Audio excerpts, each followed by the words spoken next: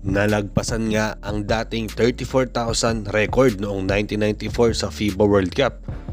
At ngayon nga, nag-record nga tayo ngayong sa Philippine Arena ng 38,000. Pero hindi nga maiwasan na mainis ni Jordan Clarkson dahil sa ganda ng laro niya nung una. Tapos, na-foul out nga siya sa bandang dulo. At parang gusto pa nga niyang manuntok ng referee sa inis niya.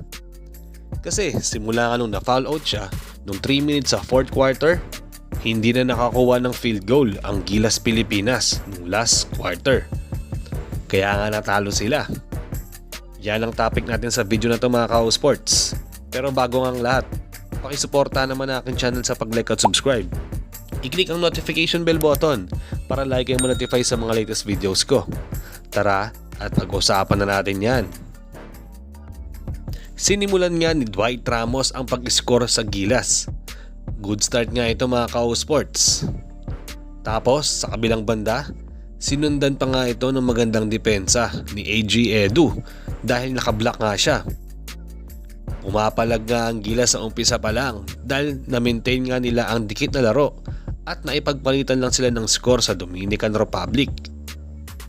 May mga konting error ang Gilas, pero yung kagustuhan nga nila na hindi nga mag-init ang Dominican na nagawa nga nila sa umpisa. Slow ball game nga ang gusto nga mangyari ng Gilas kasi ayaw nilang makipagsabayan sa kalaban nila dahil alam nila na malulugi nga sila kapag naging fast pace nga ang laro. Pansin ko, hindi nga ganun ka-aggressive si Karl Anthony Towns na binabantayan nga ng karamihan dahil baka nga siya ang pumutok. Pero hindi nga siya pumutok agad na gusto nga mangyari ng Gilas. Sa kabilang banda, medyo maalat nga ang umpisa ni Clarkson. Halos buong first quarter, sobrang baba na ng puntos niya. May mga times nga na halatang nadidisappoint na si Clarkson sa mga teammates niya dahil sa mga turnovers na nangyari. Pero ganun pa man, natapos nga ang first quarter, 22-18 in favor of Dominican Republic. Sa second quarter mga ka-sports, sinimulan nga ni Clarkson ng pag-score. Halata nga sa posture niya na gusto niyang bumawi dahil sa mga errors niya nung unang quarter. Wala ngang pahinga nung first quarter itong si Clarkson. Yung mga plays halos sa kanya nga, hindi niya nga pinahiya yung mga binibigay na tiwala sa kanya ng mga teammates niya. Halos siya nga lang umiscore sa Gilas dito sa early second quarter dahil nabawi na nga ang Gilas ang kalamangan na pag-drop pass nga niya dito kay Junmar Fajardo. Napahype nga ni Junmar yung mga fans dito sa Philippine Arena dahil nga sa pagdamang na nangyari.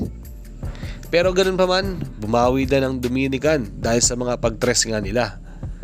Halata nga sa pressure yung mga itsura nila kasi kalaban nga nila yung crowd. Hindi nga ganun kaganda ang nilalaro nila, pero iba talaga kapag yung crowd na ang kalaban. Napansin din kasi ng karamihan yan na parang wala nga sa shape yung NBA player na kalaban nilang si Towns. Hindi niya nakukuha nga agad yung pag-score na gusto niya. Natapos nga ulit ang second quarter ng 42-all. Dito nga nararamdaman talaga ang presence at leadership ni Clarkson dahil 19 minutes sa first half, nakakuha nga agad siya ng 18 points. Sa third quarter, dito na nakalamang ulit ang Gilas as gusto nga nilang i-upset ang Dominican dahil sa ganda ng depensa ng Gilas sa kanila. Ang ganda din kasi ng depensa lalong-lalo na nga dito kay Karl Anthony Towns nito ni AG Edu kasi siya nga ang kabantayan niya at pinapahirapan niya talaga ito. Halata nga na pinipwersa ni Kat ang mga tira niya dahil sa higpit ng depensa sa kanya. At habang sa Gilas, kay Clarkson pa rin talaga nag-i-start yung bola kung hindi nga siya yung i-score. Isa-set up naman niya yung mga kakampi niya. Late third quarter, dito na nag-init si Dwight Ramos dahil sa dalawang sunod na tres niya. Halata nga na nabuhayan nga ang mga fans dahil sa sunod-sunod na points ng Gilas.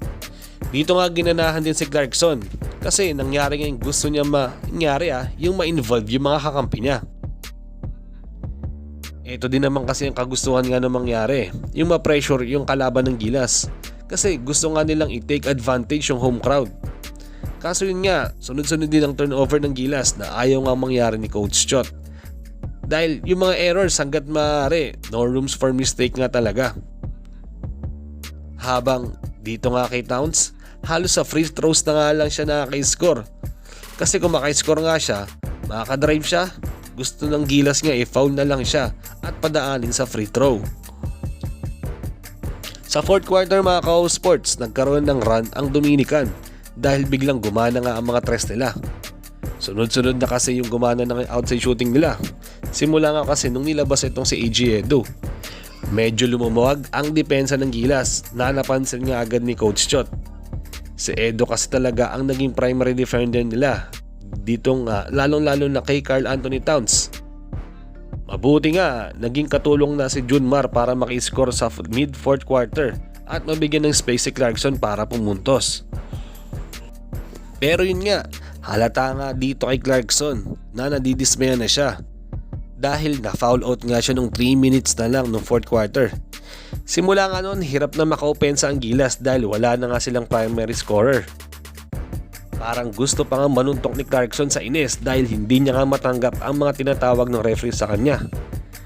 Madami na naman nga ang nangihinayang kasi nakalamang na nga ang Gilas, tapos bandang sa dulo hindi na nga nakagawa ng halos ng field goal itong Gilas. Ganun pa man, nabigyan naman nila ng magandang laban yung mga nanood nga ng live dito sa Philippine Arena. Hanggang dito na lang muna tayo sa video na ito mga ka-sports. Salamat sa panonood. Ingat kayo palagi. Bye-bye!